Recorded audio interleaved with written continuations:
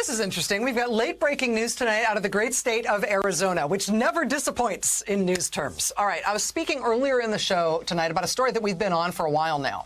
The story of Republicans appearing to have forged fake documents after the 2020 election, putting themselves forward officially as if they were the real electors from their states, when in fact they were not. In each of the 5 states that we've been able to find the documents from, in Michigan, Wisconsin, Georgia, Nevada, and Arizona, Republicans filed these fake forged documents, claiming that those states had actually picked Trump electors who were casting the state's electoral college votes for Trump, when in fact the real electors from those states were Biden electors. Republicans forged these documents. They submitted them, we believe, both to Congress and to the National Archives to try to pass them off as the real deal.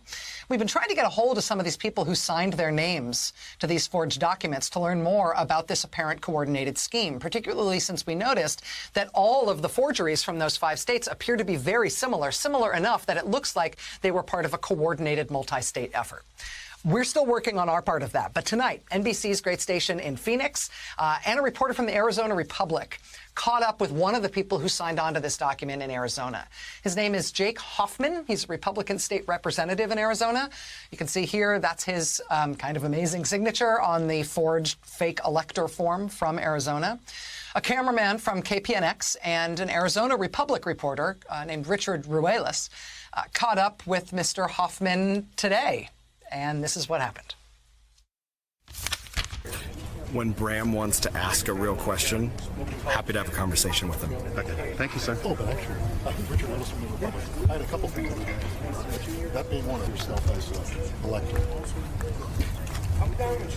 I'm asking you that question. Under what authority did you find yourself as an elector? So in unprecedented times, unprecedented action is occurred. There is no case law. There's no precedent that exists as to whether or not an election that is currently being litigated in the courts has due standing, which is why we felt it appropriate to provide Congress and the Vice President with dueling opinions. Did you have direction from anybody in doing this? Was it you 11 yourself doing this, or did someone give you advice on the manner in which you can do it?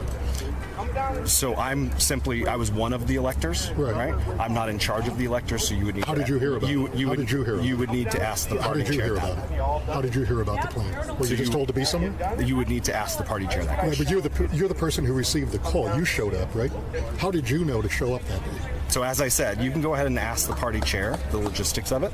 Ask her how you got a phone call to go somewhere? You're welcome to talk to them about the logistics. Do you not know how you arrived at a place? Thank you. I appreciate your question. Do you really not know so how much. you got a call? Have a great one. The other question, I was hoping You got a house, we got a floor.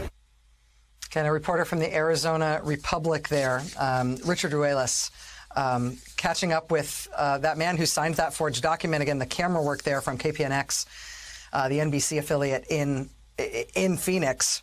I'm supposed to call the party chair to ask her how you got a phone call to go somewhere? Do you not know how you arrived at a place? Do you really not know how you got a call? We're still working on this story, but now lots of other people are too. We're going to get to the bottom of this.